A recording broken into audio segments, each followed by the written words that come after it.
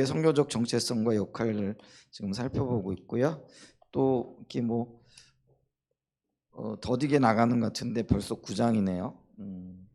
그래서 225페이지 보시겠습니다. 9장의 주제는 하나님의 새 창조의 역사에 동참하는 새로운 인류로서의 교회이죠. 그래서 이제 중요한 이슈들을 이렇게 보게 되어지면은 첫 번째 예수님의 십자가와 부활, 이거를 살펴볼 거고요. 예수님의 십자가와 또 부활이 지금 어떤 의미가 있는지 이제 이 부분들을 좀 살펴볼 거고요. 두 번째는 교회는 예수님의 십자가 부활에 참여하는 새로운 인류다. 그다음에 세 번째로는 교회는 새 창조의 역사를 위한 하나님의 동역자이다. 네 번째가 하나님의 삼중 초청, 이제 이런 내용들을 좀 다뤄볼 텐데요. 굉장히 중요한 이슈 중에 하나인 것 같습니다. 그래서 차근차근히 좀 살펴보도록 하겠습니다. 자, 먼저 우리 신약의 교회는 예수 그리스도를 믿는 우리들의 모임을 얘기를 하죠. 근데 우리가 그 신약 교회의 어떤 정체성을 봤을 때 구약으로부터 이어진다 이렇게 얘기를 하죠. 아, 참 제가 깜빡 잊어버렸는데 여러분이 책이 있으시죠? 네. 네? 아, 네, 이건 있고 책들을 다들 가정당 하나씩들은 사셨잖아요, 그죠? 그래서 제가 저기를 PDF 파일을 좀 나눠드릴게요. 그러면은 책이 없으신 분들 가정에 이제 뭐 따로 이렇게 보실 필요 없이 PDF 파일 가지고 이렇게 보셔도 되지 않을까? 제가 그 생각을 못했는데 다들 책들을 사셨기 때문에 PDF 파일을 나누어 드려도 별 무리는 없을 것 같다 이렇게 싶어요. 그래서 깜빡깜빡 잊어버리는데 그러면은 그 파일 가지고 이렇게 보셔도 되지 않을까 이렇게 싶기도 하고요. 자, 또 살펴보게 되어지면은요, 신약의 교회는 구약의 이스라엘 백성들의 정체성과 역할을 이어받았다. 그래서 신약 교회에 주어진 대위임령, 그게 이제 선교적인 백성으로서 모든 족속으로 제자 삼아 아버지와 아들과 성령의 이름으로 침례를 주고 또 그들에게 주의 교훈을 가르쳐 지키게 하는 것, 이게 어떤 면에서는 대위임령이고 또 선교적인 백성들에게 주어진 역할이잖아요. 그래서 정체성을 얘기할 때는 이제 제사장으로 부름을 받았다. 그래서 지금 뭐 계속 우리가 그런 이야기들을 하고 있는데 이제 그게 이제 신약 교회뿐만 아니라 이미 구약 시대에도부터 하나님께서 그 백성들을 부르실 때에 맡기신 역할 중에 하나다. 이제 이 부분을 우리가 알고 있잖아요. 그런데 이 신약 시대가 되어진 결정적인 배경이 전 우주적인 사건의 발생 때문에 그렇다라는 거죠. 그럼 전 우주적인 사건의 발생이 뭐냐? 그게 하나님의 아들이신 예수님께서 이 땅에 오셨고 또 모든 창조 세계를 위해서 구속을 성취하시는데 그 구속을 성취하시는 방법이 십자가였다라는 거죠. 그래서 신약의 교회는 그 예수 십자가 구속에 토대한 하나님의 백성 이스라엘이 되어졌다 이렇게 얘기를 하죠. 그래서 여기 보면 예수님의 십자가와 부활은 우주적인 사건으로서 인류 역사상 가장 중요한 사건들 중에 사건들이 되어졌다라는 거죠. 그래서 십자가와 부활을 뭐 같이 볼 것인가 아니면 이걸 각각의 사건으로 볼 것인가 했을 때에 뭐 같이 봐도 되고요, 뭐 떨어뜨려 봐도 돼요. 왜냐하면 서로 이 십자가와 부활이 뭐 뗄래야 뗄 수 없는 깊은 연관 관계가 있죠. 그러면서 이 사건은 역사적인 사건일 뿐만 아니라 우주적 역사의 중심에 함께 우뚝 서 있다라는 거죠. 그것들은 하나님의 역사, 하나님의 어떤 세계 창조의 목적 혹은 인류 구원의 목적 뭐 이런 것들을 이루어 나가는 깊은 사건이 되어졌다라는 거죠. 그래서 이 십자가 부활이 그만큼 중요하다라는 것을 의미합니다. 그래서 우리가 뭐 위대한 구원이나 이렇게 보면은 십자가에서 이루어진 일들이라든지 뭐 의미라든지 뭐 이런 것들을 다 잘 알고 있잖아요. 근데 이제 이런 것들을 선교적인 차원에서 좀 다시 정리해 보자라는 거죠. 그래서 뭐 또 보고 이렇게 하면서 좀 정리를 하면 좀 좋을 것 같아요. 첫 번째, 예수님의 십자가와 부활. 선교적인 관점에서 예수님의 십자가와 부활을 통해서 하나님께서 하신 일들을 이렇게 요약할 수 있다라는 거죠. 그게 뭐냐면 아주 중요한 사건이에요. 예수님의 죽음 십자가를 통해서 하나님은 죄와 악이 지배하는 옛 시대를 끝냈다. 옛 시대를 그 사단이 지배하는 세상 이렇게 얘기를 할 수. 물론 여전히 지금 이 세상은 존재하고 있고요. 이 세상을 지금 여전히 사단이 통치하고 있죠. 그래 사단의 그 통치가 언제 끝날 것인가? 예수님 재림 때 이게 이루어지는 거죠. 근데 이 예수 십자가를 통해서 이 그 이미 이 완전한 세상 통치, 사단의 통치가 종식되어졌어요. 선언되어진 거죠. 근데 이제 그런 것들이 실질적으로 효과를 나타낼 뿐만 아니라 온전히 종식되어지는 데는 시간이 필요하다라는 거죠. 이게 하나님 나라 개념과 비슷하다라는 거죠. 하나님 나라가 예수님이 이 땅에 오심을 통해 가지고 이미 나타나기 시작했지만은 완성되기까지는 아직 시간이 좀 남았다라는 거죠. 이게 이미 아직의 개념을 얘기할 때 우리가 전쟁에서 승기를 잡은 것과 그 전쟁이 그 종전 선언이 되어지는 것과는 시차가 있다라고 이렇게 얘기를 했잖아요. 예를 들면 뭐 2차 대전 때 프랑스의 노르망디 상륙 작전이 펼쳐지면서 이미 승기가 굳혀지는 거죠. 연합군의 승리가 결정되어지는 순간이 바로 노르망디 상륙 작전이었던 것을 보게 되어지죠. 근데 그 노르망디 상륙 작전이 끝나고 난 다음에도 크고 작은 전투들은 계속해서 이어져요. 근데 어떻게 보면은 그 노르망디 상륙 작전이 있을 때까지 죽었던 혹은 보았던 피해보다도 그 승기가 잡히고 난 다음에 그 전투 가운데 죽었던 혹은 그때 받았던 피해가 훨씬 더 클 수도 있어요. 더 많은 사람들이 죽었다라는 거죠. 근데 우리가 전체적인 그 세계 2차 대전의 어떤 흐름을 보게 되어질 때 노르망디 상륙 작전이 분수령이 되어지는 거죠. 이미 승리가 확정이 되어지는 거죠. 근데 여전히 사소한 전투들은 남아 있고 그것이 끝나는 데까지도 수년의 시간이 걸렸던 것들을 이렇게 볼 수가 있는 거죠. 이제 그래서 하나님 나라의 개념을 그래서 승기를 잡았는데 완전한 승리가 선언되어지기까지는 시간이 필요하다. 그래서 이미 승리했는데 아직 완전한 그 승리 종식 공식적인 어떤 승리 종식 항복 문서에 조인하고 전쟁이 끝나는 데까지는 시간이 좀 필요하다라는 것이죠. 마찬가지로 십자가가 죄와 또 악을 완전히 그 패퇴시켰죠. 근데 그것이 완전히 이루어지기까지는 시간이 좀 필요하다. 근데 이제 그 어떤 시간들이 뭐 우리의 이 땅의 시간표와는 다르다라는 거죠. 그래서 하나님께서 예수님 이 땅에 보내신 초림과 또 다시 보내실 재림의 시간이 바로 어떤 면에서 공존하고 있다라고 이렇게 보면 된다라는 거죠. 그래서 예수님은 자신의 죽음에서 모든 창조 세계를 위해 행동하셨고 옛 시대를 지배하던 악의 세력을 결정적으로 물리치셨다라는 거죠. 예. 그래서 사단의 머리를 깨트렸다. 그래서 보세요. 이 그 좀 표현이 좀 맞을려는가 모르겠는데 뱀이요 머리가 잘리면 죽은 거잖아요. 근데 뱀이 여전히 움직이는 거 아세요?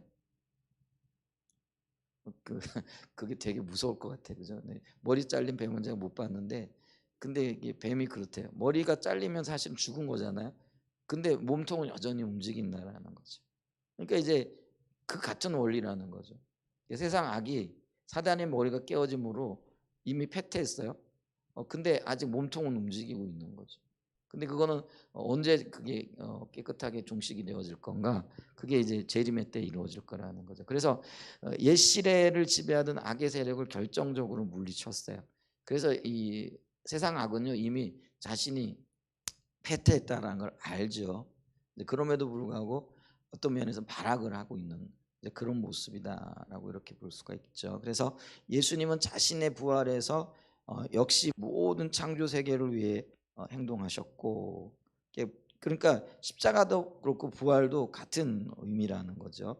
모든 창조 세계를 위해 행동하셨고 새 창조의 역사를 이야기하는 거죠. 그래서 새 창조를 시작하셨습니다. 그래서 그리스도의 죽음은 옛 시대의 끝이고 그분의 부활은 새 시대의 시작이라는 거죠. 예수님은 새 창조의 첫 열매가 되셨다. 그래서 부활을 우리가 첫 열매라 이렇게 얘기하잖아요. 그래서 예수님의 부활 안에서 많은 영혼들이 살아나게 되어지고 부활하게 되어지는데 그게 새로운 역사의 시작이다. 그래서 우리가 자주 외우고 있는 말씀 중에 누구든지 그리스도 안에 있으면 새로운 피조물이라 이전 것은 지나갔으니 보라 새 것이 되어졌도다 이렇게 얘기를 하잖아요. 그래 새로운 피조물 그게 그 새로운 역사의 첫 시작이고 예수님께서 그 시작의 열매가 되어졌다 이렇게 얘기를 한다라는 거죠. 자, 이걸 또 좀 자세히 좀 보면은 첫 번째로 예수님의 십자가는 죄와 악이 지배하는 옛 시대를 끝내셨다라는 거죠. 자, 예수님의 십자가를 통해 하나님은 죄와 악이 지배하는 옛 시대를 끝내셨습니다. 이 점을 잘 보기 위해 예수님의 십자가에 대한 중요한 이미지들을 살펴볼 필요가 있습니다. 십자가가 상징하는 게 있다라는 거죠. 우리가 왜 군대에 깃발이 있잖아요. 그게 이제 그 군대가 고유하게 사용하는 어떤 깃발. 예를 들면 사단은 사단기가 있고요. 연대는 연대기가 있고. 그러니까 우리나라에 태극기가 있듯이 어떤 대표하는 이미지, 상징하는 어떤 깃발들이 있다라는 거죠.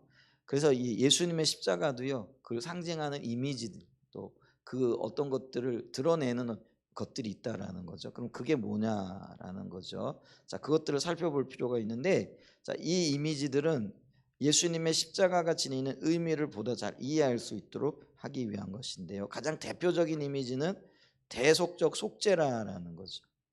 대신하여 죽는다라는 죄를 대신하여 죄를 구원하기 위하여 대신하여 죽는다라는 그런 의미이죠.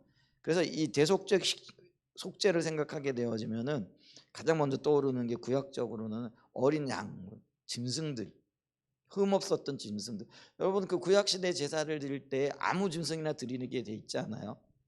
특별히 그 대속죄에 드리는 이스라엘 백성들의 죄를 위해 드리는 아사셀 어린 양이라 이렇게 얘기를 하는데요. 뭐 염소가 드려지기도 했는데요. 흠이 없어야 됩니다. 가장 먼저. 그 예를 들면은 뭐 이렇게 그 상처가 났다든지 아니면 다리가 부러졌다든지 아니면은 뭐 몸에 어떤 이상이 있다든지 이런 것들은요 이게 제물로 적합하지 않았어요. 그래서 이 제물은요 특별 관리가 되어지는 거죠. 그래서 그 흠이 없는 어린 양, 흠이 없는 짐승을 잡아서 속죄물로 드렸다라는 거죠. 왜냐하면은요 이게 하나님 앞에 드려지는 것들은 흠이 없어. 근데 이게 이제 뭘 상징하느냐면은요 하나님 앞에 대속적인 어떤 제물로 드려질 수 있는 존재는 흠이 있어서는 안 된다라는 거죠. 그래서 우리가 예수님을 얘기할 때 죄 없으신 예수님 이렇게 얘기합니다. 그러니까 죄로 물든 사람은 안 된다는. 그러니까 예수님께서 이 땅에 오실 때 보통 인간이 태어나는 방법으로 오시지 않으셨잖아요. 그럼 어떻게 오셨어요? 성령의 간섭하심으로. 우리 그래서 성령으로 잉태되사 이렇게 고백하잖아요. 우리가 사도신경 보면은 우리가 사도신경은 암송하지 않지만은 사도신경의 내용들을 우리가 인정을 하고 그걸 받아들이는데 전능하사 천지를 만드신 하나님께서 그 아들을 보내시는데 그분이 성령으로 잉태되셨다. 그래서 일반적인 어떤 그 뭐죠 그 사람의 태어나는 방식을 취하지 않으셨다라는 거죠. 왜냐하면은 일방적인 방식으로 태어나는 사람들은 죄로 오염되어 있기 때문에 그렇다는 거죠. 그래서 성령으로 잉태되셔서 태어나셨다. 다른 말로 얘기하면 흠이 없는 제물이었다. 흠이 없는 속죄 제물이었고 희생 제물이었다라는 것이죠. 자, 그래서 이 예수님의 그 십자가 의미 중 대속적 속죄 희생 제물로 드려졌는데 그분은 흠이 없었다. 그것은 십자가에 대한 성경적 이해의 핵심이다라는 거죠. 자, 이 이미지는 이 상징은 예수님이 세상의 죄와 하나님의 정당한 진노를 스스로 담당하시고 그래서 공의와 사랑이 한꺼번에 이 십자가 안에서 이루어지는 것들을 이렇게 보죠. 그래서 이 그 예수님의 세상 죄를 지시는 것은 하나님이 우리를 향한 사랑이잖아요. 근데 진노를 담당하시는 것, 그게 십자가에 못 박혀 죽으시는 것, 그거는 하나님의 진노의 대상으로 목숨을 잃게 되어지는 거. 이제 그게 공의와 정의가 십자가에서 만나게 되어진다라는 그런 의미가 되죠. 자, 그래서 그 하나님의 세상 죄와 하나님의 정당한 진노를 스스로 담당하시고 대속의 죽음을 당하신 것을 의미하고, 구약에서부터 이런 견해, 이런 어떤 이미지들은 풍부하게 나오고 있다라는 거죠.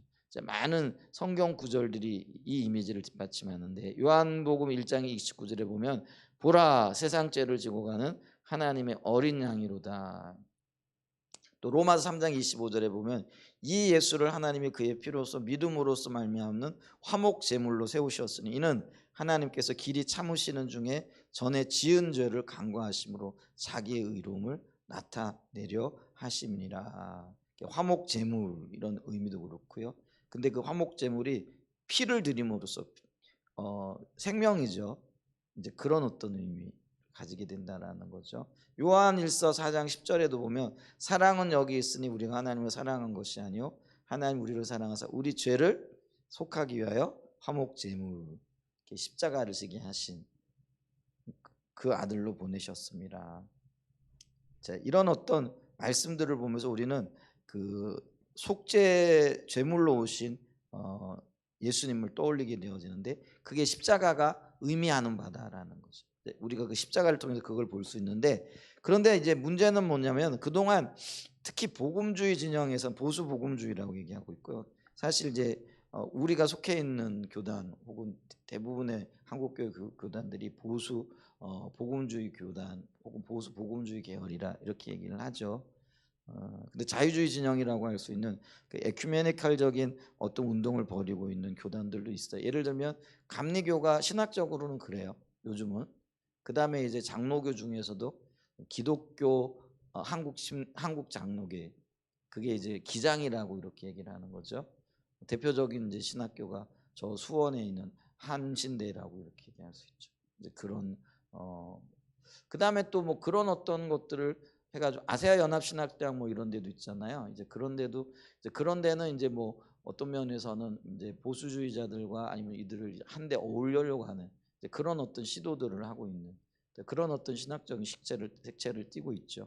근데 뭐 그런 게 있어요. 예를 들면은 감리교를 나왔다고 해가지고 감리교 신학을 했다 가지고 다 어떤 면에서는 에큐메니컬 찬성하거나 뭐 자유주의 신학자들은 아니고 자유주의 신앙을 가지고 있는 건 아니에요. 근데 이제 신학 자체는 그래요. 그러니까 사람의 성향에 따라 조금 달라요. 예를 들면은 뭐 이 그 자유주의 신학의 대표적이라고 할 수 있는 한신대 출신인 그 누구예요? 그 누구예요? 그 누구죠? 이중표 목사님 자꾸 하셨잖아요. 그분 같은 경우는요, 자유주의 신학의 대표적인 한신대 출신이고 또 그 교단 자체가 그럼에도 불구하고 굉장히 보수 복음주의적인 노선을 따랐던 분이에요. 그래서 한국 교회도 뭐 별세 신학이나 뭐 이런 걸로 뭐 굉장히 큰 영향력을 미쳤던 분이잖아요. 근데 그게 뭐 개인의 성향, 목사님의 성향에 따라 좀 달라요. 예를 들면 뭐 우리 저기 광주 우리 이 목사님 같은 경우도 감신대 출신이잖아요. 근데 신학은 분명히 이게 자유주의 신학이에요. 근데 이제 성향은 또 이분은 안 그렇잖아요. 그게 좀 다를 수 있어요. 그렇기 때문에 감리교는 전부 다 그런 거. 근데 신학의 노선은 그래요. 이제 근데 이제 거기서 공부하는 성향도 어떤 뭐 신앙적인 배경. 근데 한국 교회 대부분의 그뭐 목사님들 같은 경우는 뭐 보수 복음주의 영향을 받았다라고 이렇게 얘기할 수가 있겠죠. 근데 이제 뭐 그렇지 않은 경우도 있고요. 이제 그렇기 때문에 사회 현상이라든지 아니면은 뭐 교회의 여러 가지 어떤 문제들을 바라보는데 그걸 바라보고 어떤 해결책을 찾아가는 방안들도요, 진영에 따라 조금씩 다 다르게 나타날 수도 있다라는 거죠. 그래서 한국 교회 안에도요, 예를 들면은 이 그 연합 운동을 하는 관점에서 보는, 그래서 이 교회 안에 우리 의외로 이렇게 사회주의 계열이라 그럴까요? 그런 어떤 노선을 걷고 계시는 목사님들도 의외로 많아요. 그런 어떤, 그래서 뭐 조금 더 나가면 우리가 뭐 좌파다 뭐, 근데 뭐 그거를 우리가 신학에까지 적용을 해야 되겠는가 했을 때 그런 성향을 띠는 분들도 굉장히 많이 있어요. 쉽게 만나볼 수 있고요. 특별히 뭐 우리 복음 보수주의 계열이라고 하는 침례교 안에도요, 들어가서 얘기를 해보면은 이게 또 나뉘어요. 근데 특히 뭐 복음에 대한 어떤 견해 차이라기보다는요. 사회 현상에 대한 그리고 정치적인 성향에 대한 어떤 경향들이 사실 많이 이렇게 나뉘어지고 있는 것들을 이렇게 보잖아요. 정확하게 어떤 면에서는 볼 수는 없겠지만은 어, 반 혹은 45대 55 정도 뭐 이런 식으로 좀 나뉘어요. 적지 않아요. 이제 그런 어떤 것들이 있어요.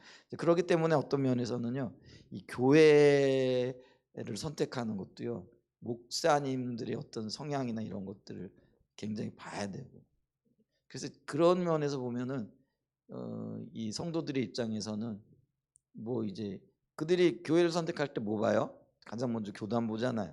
뭐 장로교냐, 침례교냐, 뭐 순복음교회냐, 뭐 이런 걸 보는데, 근데 이제는 이제 꼭 그것만 보고 판단하고 결정할 때는 아니죠.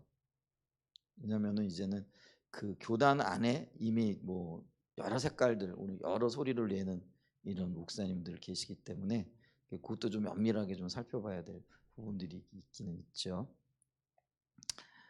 네. 자, 근데 이제 특별히 뭐 쓸데없는 소리를 한 것 같긴 한데 그동안 특히 복음주의 진영에서 예수님의 십자가를 이제 복음 보수주의 진영에서는 이 십자가를 그럼 어떻게 보느냐 했을 때 십자가를 어떻게 봤다고요? 단순히 개인 구원을 위한 대속적 속죄로만 축소해서 이해하는 경우가 많았다라는. 그러니까 이 대속적 속죄가 맞아요. 근데 훨씬 더 많은 의미를 가지고 있고 영혼뿐만 아니라 우리가 선교적 교회로서 봤을 때 복음의 포괄성이라 이렇게 얘기를 했잖아요. 포괄이라는 게 뭐예요? 모든 것들을 아우른다라는 그런 의미잖아요. 그러니까 이게 영혼 구원뿐만 아니라 여기는 사회 구원도 사실 들어가는 거예요. 그러니까 어떤 면에선 그동안의 그 복음 보수주의 계열에서 굉장히 터부시했던 게 뭐냐면은요. 사회 구원. 그러니까 그거는 뭐 정치인들이나 하는 거지. 그러니까 우리가 이런 게 있잖아요. 그 교회와 세상이 분리되어져 있다. 어떤 면에서는 이제 그런 어떤 교리를 가지고 있는 거잖아요.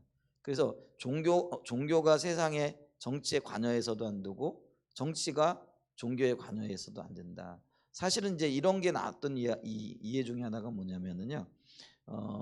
이게 이제 미국에서부터 이렇게 대두되어지기 시작하고 구체화되어지기 시작했던 게 영국 같은 경우에는 그게 종교가 국가고 국가가 종교거든요. 그래서 종교의 수장이 누구예요? 영국 같은 경우는 성공회잖아요. 영국 국교회라고 할 수 있는 게 성교회인데, 근데 성교회 그 교회의 수장이 영국 국왕이 되어지는 거죠. 지금도 마찬가지죠. 이제 그러다 보니까 이게 분리가 안 되는 거예요. 정교 분리 이렇게 이런. 그러니까 이게 교회가 너무 그 세속 임금 왕의 이게 거꾸로인 거죠. 중세 시대 때는 교회가 교회가 세상 왕을 다스렸어요. 그러니까 이제 교황이요 황제를 임명하고 그랬거든요. 이 중세 시대 이때는요. 그게 이제 근데 이제 그게 조금씩 세속화되어져 가기 시작하면서 이제는 거꾸로 되어져 가지고요. 교회 그러니까 정치 권력과 정치 세력이 교회를 핍박하고 탄압하기 시작을 하는 거죠. 근데 이제 미국에 이게 넘어오면서 이제 미국에 정착했던 사람들의 조상들이 누구예요? 신앙의 자유를 찾아. 그러니까 이게 국가로부터 혹은 또 어떤 그 교단으로부터의 교단 권력으로부터의 어떤 종교적인 그 자유를 침해당하고 있다라고 생각을 해서 종교 자유를 찾아가지고 미국으로 신세계 신대륙으로 넘어왔던 사람들이 이게 청교도 운동이거든요. 그러니까 영국에서도 오고 네덜란드에서도 오고 하고 유럽에서 종교 자유를 찾아가지고 미국으로 왔는데 그들이 가만히 보니까요, 이 정치가 종교의 종교 자유 활동을 제약을 하는 거죠. 그래가지고 여기서 생겨난 원칙이 뭐냐면은요, 종교 분리의 원칙이 생겨난 거죠. 이제 근데 이게 좋은 의도였잖아요. 왜냐하면 세상 권력이 교회를 너무 핍박하고 좌지우지하니까 우리는 세상의 어떤 그 권력으로부터 자유롭기를 원한다라는 거죠. 그러니까 서로 간섭하지 말자. 쉽게 얘기하면 그거거든요. 근데 이제 이런 원칙이 이렇게 적용되어지다 보니까 이제 수백 년이 지나고 난 다음에 교회는 세상 정치에 관여 안 한다. 그래서 이게 이제 하나의 그렇기 때문에 세상 구원, 사회 구원 이거를 얘기하게 되어지면은 그 이 원칙에서 벗어난다라는 거죠. 이제 그러면서 교회가 이 세상 일들로부터 점점 멀어지게 되어지고 눈을 감게 되어지는 이제 이런 일들이 생겨난 거죠. 근데 원래 성경적인 의미는 뭐예요? 분리가 아니라 물론 서로 간섭하지 않고 존중해야 되겠죠. 근데 뭐냐면 상호 보완이라는 거죠. 그러니까 그러니까 이제 우리가 이런 어떤 성경적인 의미를 제대로 발견하고 또 선교적인 교회로서의 역할들을 새롭게 인식하게 되어지면서 개인의 영혼 구원뿐만 아니라 이 사회가 하나님의 그 새 창조의 의도대로 돌아가야 된다는 거죠. 그럼 그걸 돌아가게 하기 위해서는 어떻게 해야 될 것인가? 교회가 앞장서야 되고 믿음의 사람들이 삶을 통하여 그들의 잘못된 부분들을 고쳐 나가야 된다는 것이죠. 그래서 이 구원이 사회뿐만 아니라 정치, 경제, 문화 뭐 모든 영역에 이르게 되어지고 그게 성경적인 의미다. 이렇게 되어지는 거죠. 근데 이제 반면에 이제 아까 얘기했듯이 정교 분리 어떤 원칙을 얘기하게 되어지면서 이제 그 세상 구원 쪽에 관심을 가지고 있는 사람들은 어떤 면에서는 교회의 개인의 영혼의 구원이라든지 영적인 부분에 대해서는 또 이렇게 터부시하게 되어지는 이제 이런 일들이 생겨났던 거예요. 그러니까 이게 양 진영이 정확하게 갈려가지고요. 수백 년 동안 그렇게 지내오게 되어진 거죠. 예를 들면 종교개혁기로부터 시작을 해가지고 한 4,500년간은 그런 시기를 살아온 거죠. 그러니까 중세와는 정확하게 반대되어지는 이제 그런 어떤 시간들을 보내오면서 이제 성경의 진리들이 우리 안에서 가려진 거죠. 특별히 복음 보수주의 진영에서는 오직 뭐 세상이 어떻게 되든지 그건 상관없다. 우리 영혼만 구원되어지면 되고 우리 천국만 가면 된다. 이렇게 되어진 거죠. 근데 우리가요, 이게 천국이라고 얘기하는 것들이 우리가 지금 천국 그게 그 정확한 의미에서의 성경적인 그런 최종 목적지가 아니라 우리는 최종 목적지를 천국으로 생각을 하잖아요. 근데 성경에서 이야기하는 우리의 최종 목적지는요, 새 하늘과 새 땅이라는 거. 아, 새 하늘과 새 땅을 천국으로 이해할 수도 있어요. 근데 적어도 복음 보수주의 개념 진영에서 이해하고 있는 천국과 성경에서 얘기하고 있는 새 하늘과 새 땅은 조금 다른 개념이 되어지는 거라는 거죠. 그래서 우리가 새 하늘과 새 땅을 그러니까 우리가 요한계시록에도 보게 되어지면은 새 하늘과 새 땅이 이루어지는 거예요. 그리고 우리가 그곳에서 살게 되어지는 거예요. 근데 이 새 하늘과 새 땅은요, 우리가 천국 개념처럼 이 땅과 분리되어진 개념이 아니라는 거예요.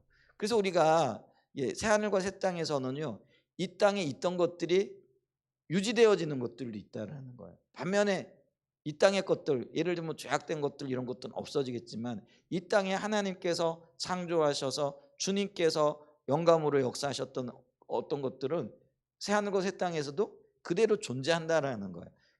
이게 놀라운 개념이잖아요. 근데 우리가 그걸 당연한데도 불구하고 잊어버리고 살았던 거예요. 만약에 하나님께서 지금 영감으로 혹은 하나님의 그 어떤 역사하심으로 이 땅에 이루어진 어떤 것들이 뭐 이 땅에서만 있고 새하늘과 새 땅에서 없는 것들이라고 한다면은 과연 뭐 그게 얼마나 큰 의미가 있겠느냐라는 거예요. 그러니까 주님이 영원한 현재적인 존재라고 한다면은 지금 이 시점에서 하나님의 그 놀라운 역사하심으로 한 이 일은 선하고 아름다운 거잖아요. 그러면 이 선하고 아름다운 이 일이 새하늘과 새 땅에서도 선하고 여전히 아름다운 일로 존재할 거라는 거예요. 그러면서 이 영국의 신학자인 그 누구죠? 이름 생각이 그분은 뭐라고 얘기를 하냐면 예를 들면은 이 그 핸델의 메시아 그거 너무나 아름다운 거잖아요. 근데 그게 어 본인도 그렇게 얘기하지만 하나님의 영감으로 작곡되어진 거라는 거죠. 그러니까 성령의 역사하심이 있었다라는 거죠. 그래서 많은 사람들에게 감동을 주는 거죠. 베토벤의 영혼 같은 경우도 그래요. 그게 다 하나님을 찬양하는 것들이잖아요. 그래서 그게 수백 년이 지난 지금도 우리가 그 음악을 들으면서 감동하는 이유가 하나님께서 그게 영감을 주셨다는 선하고 아름다운 거잖아요. 그러면 그 선하고 아름다운 것들이 이 땅에서 끝날 것이 아니라 우리가 새 하늘과 새 땅에서도 그 아름다운 음악을 들을 수 있을 거라는 거죠. 이게 참 놀라운 거잖아요. 놀랍지 않으세요? 저는 이 땅의 모든 것 끝나면 다 끝날 거라 이렇게 생각. 근데 그게 복음 보수주의자들이 가지고 있었던 이해의 한계였다라는 거. 그냥 영적인 것만. 근데 하나님의 어떤 영감으로 이루어진 그 일이 뭐 이게 물론 영적인 행위죠. 근데 이게 이 땅의 일이 아니라는 거야. 그게 천상의 일이라고. 새하늘과 새 땅에서 일이라는 거죠. 그래서 우리는요, 이 땅에서 하나님이 하신 그 일들, 하나님께서 이루신 그 놀라운 역사들은요, 우리가 새하늘과 새 땅에서도 그대로 누리게 될 거라는 거예요. 근데 그게 어떤 면에서 문화, 어떤 면에서는 뭐 경제 구조, 뭐 이런 어떤 것들이 주님이 인도하시고 하나님이 만드신 하나님의 영감으로 이루어진 그 일들은 새하늘과 새 땅에서도 우리가 그대로 그걸 누리며 살아갈 거라는 거예요. 이게 놀랍죠. 그게 이제 우리가 그게 연속성이라 이렇게. 그다음에 반면에 주님께로부터 나오지 않은 악한 것들이 있잖아요. 뭐 그게 죄가 되어지고 또 그게 뭐 악한 어떤 것들, 악한 제도도 어떤 제도들은요 사람을 억압하기 위한 제도들 있잖아요. 법들도 그렇잖아요. 법이 다 선한 거 아니잖아요. 그러니까 하나님으로부터 오지 않은 법 이런 것들은요 이 땅에서 없어진다는 거죠. 그래서 저 천국에선 그게 들어갈 수가 없는 거예요. 그러니까 끊어지는 거예요. 그래서 그걸 뭐라고 얘기를 한다고요? 불연속성이라고 얘기를 한다. 참 재밌잖아요, 그죠?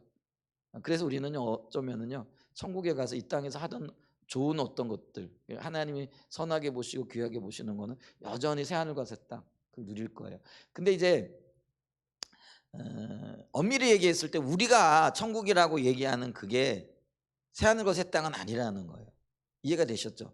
천국이 없다라는 의미가 아니고 성경에서 얘기하는 그 천국도 우리가 이해하고 있는 그 천국도 중간과정이라는 거예요. 그래서 우리가 그걸 낙원이라고 얘기를 하잖아요.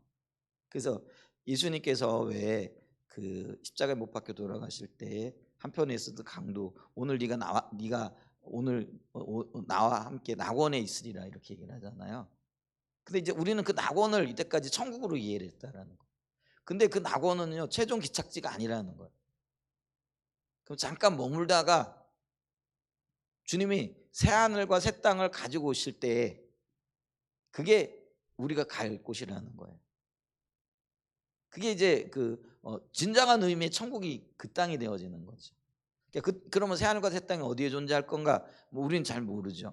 근데 천국에는 그 새 하늘과 새 땅이 내려온다라고 얘기를 하거든요. 그럼 이 땅과 얼마나 다를 것인가? 예를 들면 저는 이렇게 생각을 해요. 지금 예를 들면은 이 자연 뭐 이런 건 너무나 아름다운 것들 있잖아요.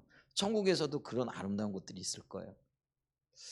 제가 예전에 베트남인가 태국인가 태국인 것 같아요. 지방에서 한번 그때 목사님들하고 여행을 갔는데 그 태국에 이렇게 배를 타고 나갔더니 야, 이 바다가 얼마나 맑은지 이렇게 보니까 물고기들이 왔다 갔다 하는 게 보이더라고요. 바다인데 너무나 아름다운 거예요. 근데 그 아름다운 하나님이 만드신 거잖아요. 근데 그게 새하늘과 새 땅에서도 있을 거라는 거죠. 그건 악한 게 아니니까요. 하나님이 그래서 우리가요 이 땅에 보던 많은 익숙한 것들이요 새하늘과 새 땅에서도 있을 거예요. 뭐 처음에 가면은 막 우리가 외국에 가면은 막 두리번 하잖아요. 전혀 문화가 다르니까. 근데 그렇지 않을 거라는 거죠. 이 땅에서 하나님께서 허락하신 아름답고 귀한 어떤 것들은 새하늘과 새 땅에서도 그대로 있을 거라는 거예요. 주님이 그렇게 하나님이 그렇게 하실 수 있잖아요. 새하늘과 새 땅을 창조하실 때도 있잖아요.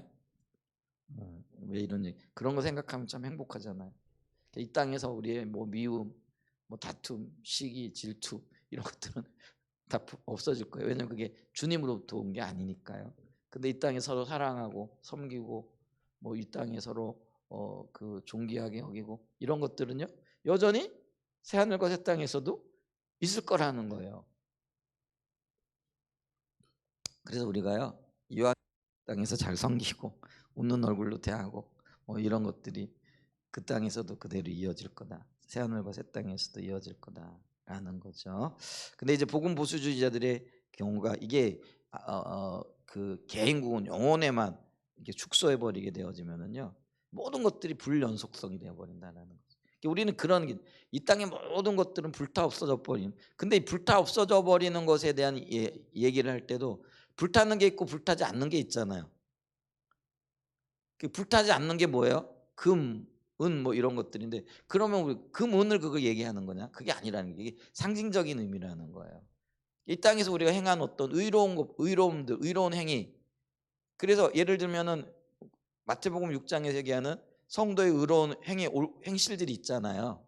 예를 들면 금식하고 또 기도하고 구제를 하고 하나님 나라를 위하여 보물을 드리고 이런 것들은요 없어지는 게 아니라는 거예요. 그게 그대로 이어지는 거라는 거예요. 그렇기 때문에 성경에서도 그걸 뭐라고 얘기를 해요? 하늘에다 보화를 쌓아두라는 거예요. 그럼 그게 없어지지 않을 거고 조음이나 동록이 해하지 않을 거라는, 그러니까 세상적인 관점, 그러니까 이게 그대로 인정되어지는 거라는 거죠. 이게 연속성이 있다라는 거죠.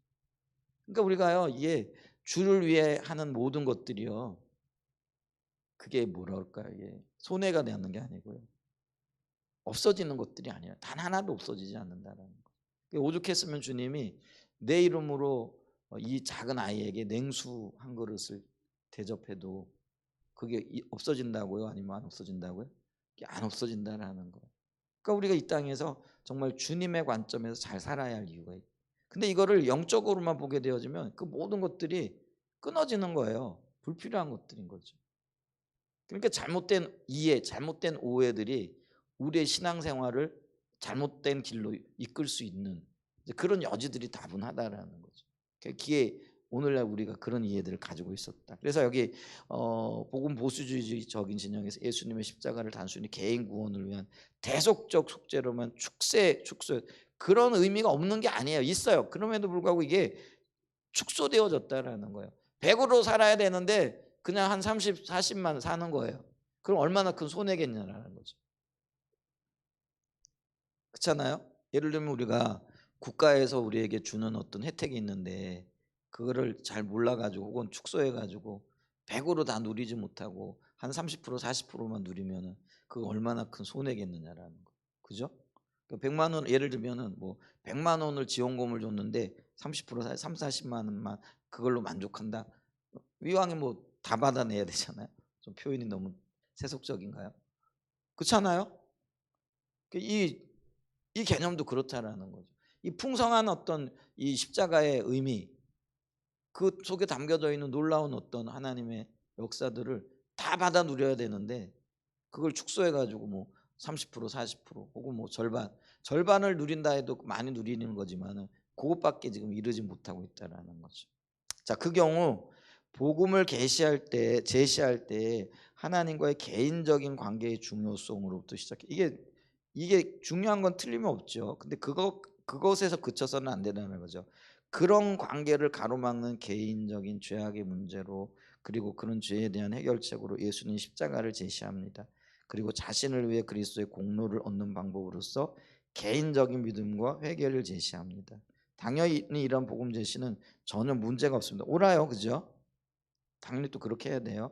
그런데 예수님의 속죄에 대한 이미지 중 대속죄 속죄의 이미적인 희생 제물의 의미는 십자가에 대한 성경적 이해의 핵심이라는 그것만을 가지고 있지 않다라는 거예요.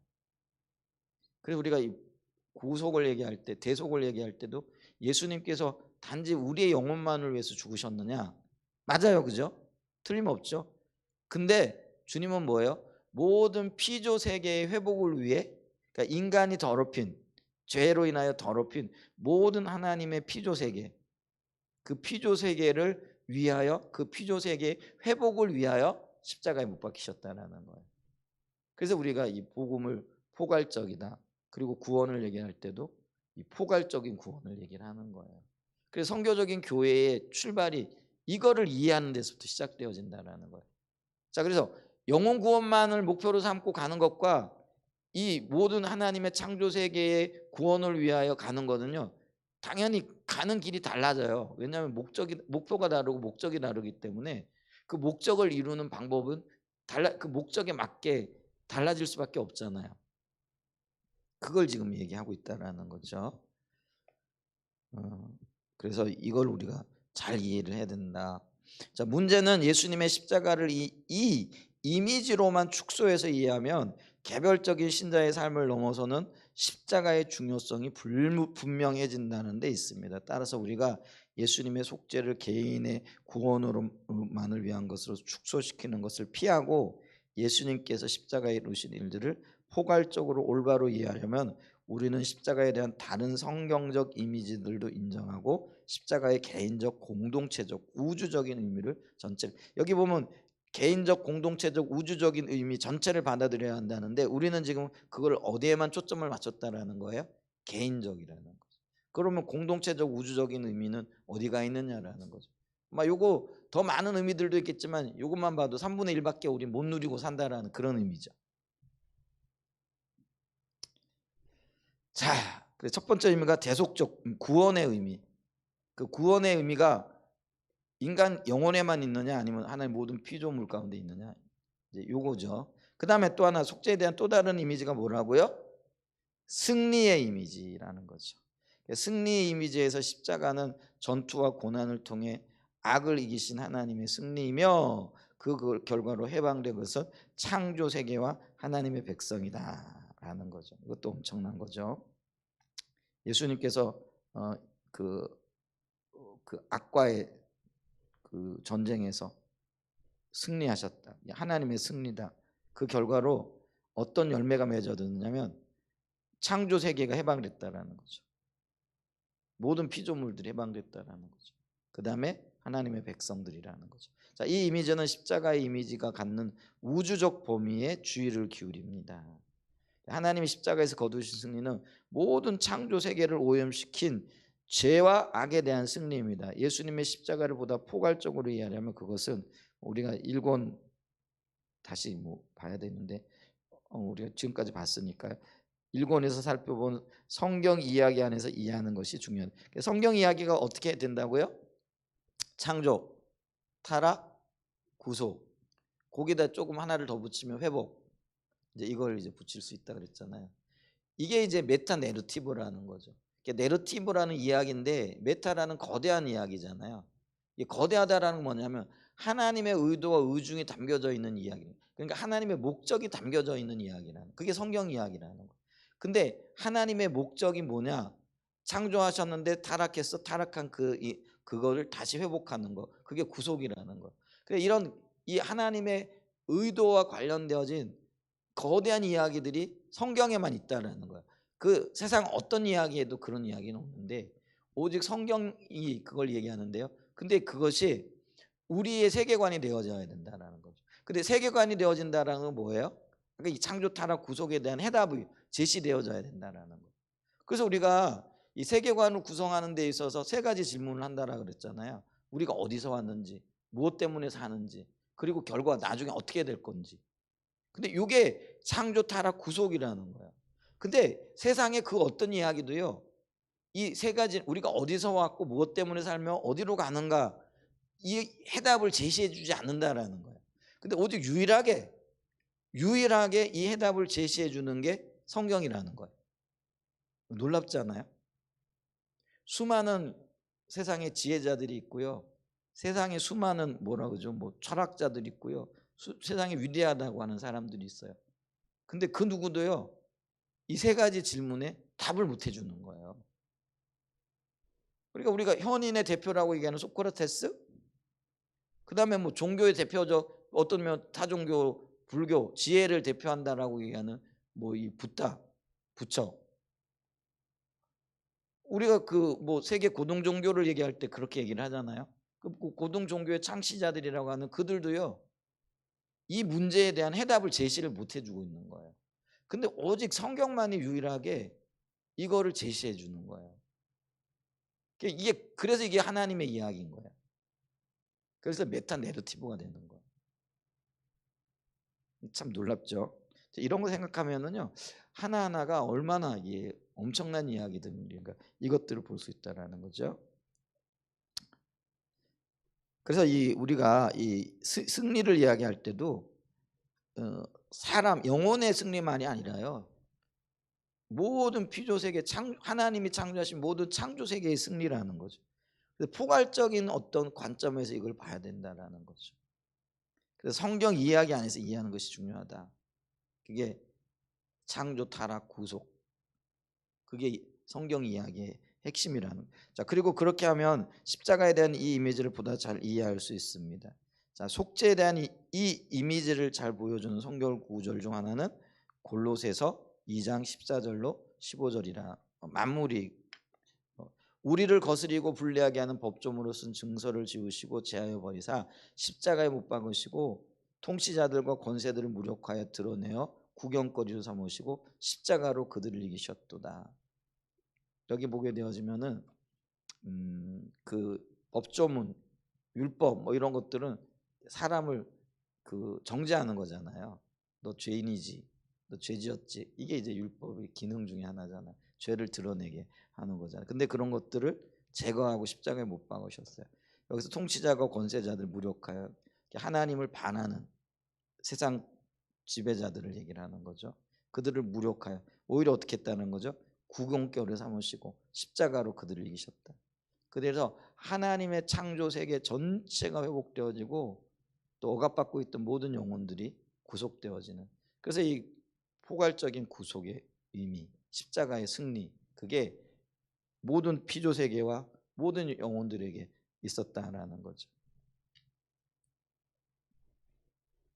십자가까지는 봐야 되는데 좀 얼른 빨리 좀 마이크에 고이는 이미 이제 이렇게 잘 말한다는. 복음서는 한편으로는 예수님 안에 성령이 임한 하나님 나라의 권능과 다른 한편으로는 악과 어둠의 세력들 사이의 전쟁에 대해 이야기한다. 이 충돌은 예수님께서 고통, 질병, 죄, 개인적인 죄와 부도덕적인 생활 방식, 죄에 대한 숭배, 깨어진 관계, 죽음, 자기의, 적대적인 자연, 왜곡된 종교 구조와 관습, 배제시키고 소외시키는 불의한 사회 구조. 오늘 우리가 이런 것들이 그대로 있잖아요. 가난한 자를 착취하는 불의한 경제 구조와 권력을 남용하는 불의한 정치 구조를 공격하실 때 분명히 나타난다. 예수님은 이런 개인적이고 구조적인 악에 그분의 말씀, 능력 있는 행위, 많은 예언적인 행동과 사회적 실천들로 대항하신다. 그분은 이 악의 근원을 인간의 마음과 사회, 경제적, 정치적인 구조 뒤에 숨어있는 악마적이고 사탄적 세력에서 찾으신다. 십자가는 이러한 전쟁을 절정에 이르게 하는 사건이다. 모든 권력 구조, 정치, 종교, 사회 구조가 힘을 합쳐서 예수님을 처형시킨다. 이들은 잔인한 병사, 모호한 대중, 소심한 제자, 배신자 유다, 질투하는 종교 주도자, 부패한 로마와 유대 사법 제도다. 복음서가 이 이야기를 할 때 십자가는 악의 세력들과 결투해서 승리하기 위해 지불한 대가다. 십자가가 승리의 대가, 승리를 위해 지불되어진 대가라는 거죠. 값을 치루어 승리를 쟁취하기 위하여 치루어진 대가다, 이런 이야기를 하죠. 자, 근데 승리를 하는 방법이 뭐냐라는 거, 이게 굉장히 중요한 얘기죠. 228페이지 맨 마지막에 여기서 중요한 사실은 십자가상에서 하나님의 나라가 악을 정복하는 것은 강한 힘을 무력으로 사용했기 때문이 아니다. 오히려 예수님이 죄의 완전한 공격을 몸소 받으시고 죄의 힘을 소멸하셨기. 그래서 우리가요, 악한 세상으로부터 승리할 수 있는 게 더 강한 힘을 갖는 게 아니에요. 더 강한 반작용으로 대응하는 게 아니라는 거예요. 오히려 십자가인데 그 십자가는 약함의 원리라는 거예요. 이게 참 어떤 면에서는 동의가 쉽지 않은 거라는 거죠. 우리의 어떤 자연주의적인 세계관을 우리가 알게 모르게 받아들였잖아요. 그리고 자기 중심적인 어떤 가치관을 가지고 있을 때는요, 이게 동의가 안 되어지는 거예요. 아니, 누가 한마디 하면 나는 두 마디 세 마디 하면서 완전히 꺾어버려야지, 그래야 내가 승리하는 거지. 그게 어떤 면에서는 대화의 기초잖아요. 우리들의 대화 방식에, 대화할 때 우리는 확 말로 꺾든지 아니면 논리를 내세워가지고 꺾어가지고 표현하지만 말 못하게 해야 되는 게 그게 승리잖아요. 근데 주님의 방식은 그게 아닌 거예요. 십자가가 그게 아니라는 거예요. 그러니까 비난하면 비난하는 대로, 비판하면 비판하는 대로, 욕하면 욕하는 대로 그걸 다 받아내는 거예요. 그리고 더 나은 인격과 더 나은 삶의 방식과 더 나은 어떤 하나님과의 관계 속에서 나오는 인격을 통해 가지고 그거를 정복하는 거예요. 그게 약함의 방식인 거죠. 자, 예수님이 겟세마네 동산에서 로마 군병들에 의해 잡힐 때 베드로가 칼을 들어가지고 휘두르잖아요. 그래서 이 종의 귀가 떨어져 나가지고 그게 말고라 이렇게 얘기를 하는데, 근데 예수님께서 칼을 거두라 이렇게 얘기하시면서 뭐라고 말씀하세요? 내가 12영 더 되는 천사를 동원해 가지고 이 위기를 극복하지 못할 줄 아느냐? 그러니까 예수님은 힘으로 이 상황을 극복할 수 있는 충분한 능력이 있고 권세가 있던 분이라는 거예요. 근데 뭐라고 하세요? 그렇게 하지 아니하고 아버지의 뜻을 이루겠다라는 거예요. 아버지의 뜻이 뭐예요? 약함의 원리라는 거예요. 근데 이게 쉽지 않아요. 누가 한마디 하면 난 두 마디를 해줘야 되는 게 이게 우리 본성이잖아. 근데 누가 한마디 욕을 하는데 그렇군요 하면 수용을 하면서 더 큰 의를 이루어 나가는 거. 근데 성경이 산상순이 그거잖아요. 누가 오른편 찍거든 어떻게 하라는 거예요? 왼편 둘러대라는 거예요. 이게 약함의 원리라는 거예요. 근데 그게 쉽냐라고요. 근데 우리가 거기까지 나가면은요 진짜요 이 신탄진이 뒤집어질 거요. 우리 가정이 정말 뒤집어질 거요.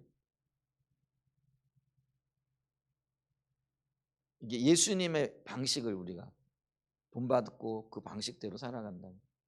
예수님은 12형 더 되는 천사들의 힘을 의지하여 나간 게 아니고요. 십자가를 붙들고 나가는 거잖아요. 참 놀라워요. 그죠? 우리가 예수님의 제자라 그러면서 이런 건 안 배우고 참 그렇습니다. 은혜가 많이 필요합니다. 예. 예수님이 죄의 완전한 공격을 몸소 받으시고 죄의 힘을 소멸시키기 때문이라는 사실입니다. 앞으로 보겠지만 이게 약함의 원리예요. 그게 십자가의 원리고요. 보겠지만 이 사실은 우리를 위해서도 매우 중요합니다. 우리도 동일한 방법으로 우리의 소명을 감당해야 하기 때문입니다. 네슬리 뉴비겐은 말합니다. 역설적인 것은 예수님의 고난과 배척과 죽음의 길, 이게 십자가 길을 걷도록 되어 있었다는 사실이다. 그는 하나님의 통치의 현존을 증거하되 악의 세력을 압도하는 일이 아니라 십자가의 무게를 온 몸에 짊어지는 일을 통하여 그렇게 한다. 하지만 패배처럼 우리가 육으로 보기에는 완전한 패배죠. 십자가에 죽는 것. 그래서 원수들이 환호하잖아요. 그죠? 근데 부활을 통해 가지고 아차 뭐가 잘못됐구나. 이제 그때 그들이 비로소 깨닫게 되어진다는 거죠. 패배처럼 보이는 그것을 통하여 오히려 승리를 얻는다. 세상을 타락시키는 악과 죄를 극복하고 패배시킨 것은 바로 고난받는 사랑의 강함이다. 그 사랑 때문에 하나님의 어린 양은 죄책과 파괴적인 죄의 세력을 포함하는 세상의 모든 죄를 스스로 담당하셨다. 자, 여기 이제 중요하기 때문에 요 부분만 더 읽어봐요. 예수님의 십자가의 의미를 보다 포괄적으로 이해하고 그 사건들과 교회와의 관계를 그리고 교회의 목적을 보다 포괄적으로 이해하기 위해서 우리는 한 가지 이미지를 더 살펴보아야 한다. 그것은 존 드라이버가 원형적 이미지라고 부른 이미지입니다. 자, 바울 서신에 나온 이 원형적 이미지는 그 이면에 이스라엘의 집단적 개인 곧 한 사람이 모든 사람의 대표자가 되고 민족의 운명을 짊어진다는 히브리적 개념이 깔려 있습니다. 학자들은 이 그 원형적인 그 이미지를 포함하고 대표하는 용어를 사용해서 그 의미를 설명하곤 합니다. 성경은 예수님을 이런 대표자로 이야기합니다. 그래서 있잖아요. 한 민족을 대표하는. 그래서 우리가 이스라엘 민족을 얘기를 할 때도 뭐 아브라함 이러면 이스라엘 전체를 대변하는 거잖아요. 성경은 그런 이미지, 그런 어떤 언어 구조들을 잘 사용한다라는 거죠. 자, 바울 서신들은 이런 예를 나타내는 언어들로 가득 차 있습니다. 성경은 첫째 사람, 그 첫째 사람 아담 그러면 모든 인류를 대표하는 거죠. 그래서 아담이 범죄하면은요, 나는 범죄 안 했는데 모든 사람이 범죄하는 거예요. 그러면 이게 십자가를 통해서 그 첫째 사람 아담이 둘째 아담으로 오신 예수님이 십자가를 지심으로 인류를 구원하셨잖아요. 근데 나는 십자가를 안 졌어요. 근데 예수님이 십자가를 지셔 우리 인류를 대표하는 거죠. 둘째 아담으로서. 그래서 우리가 예수님을 바라보게 되어지면은 내가 예수님 안에서 나도 십자가를 진 사람이 되어지는 거예요. 그게 이 대표적인 의미, 대표성의 원리라는 거예요. 이해가 되시죠? 이게 참 놀라워요. 십자가 안에 그런 의미가 있다라는 거죠. 이 첫째 사람 아담이 그 불순종으로 옛 시대를 시작했지만 둘째 아담 예수님이 그분의 순종으로 다가올 시대를 가져오셨다고 기록합니다. 바울 서신서에서 육신은 죄의 지배를 받는 세상을 의미하고 영은 하나님의 성령에 의해 이제 회복된 세상을 의미합니다. 옛사람은 옛 시대 권세 아래 있는 인간의 삶이고 새 사람은 성령의 능력 안에서 변화된 인간의 삶을 나타냅니다. 그런데 예수님은 단순히 이스라엘만 대표한 것이 아니라 모든 인류 더 나아가 모든 창조 세계를 대표하십니다. 다시 말해서 예수님은 모든 사람과 모든 창조 세계를 그분 안에 포함하고 그것들을 대표하십니다.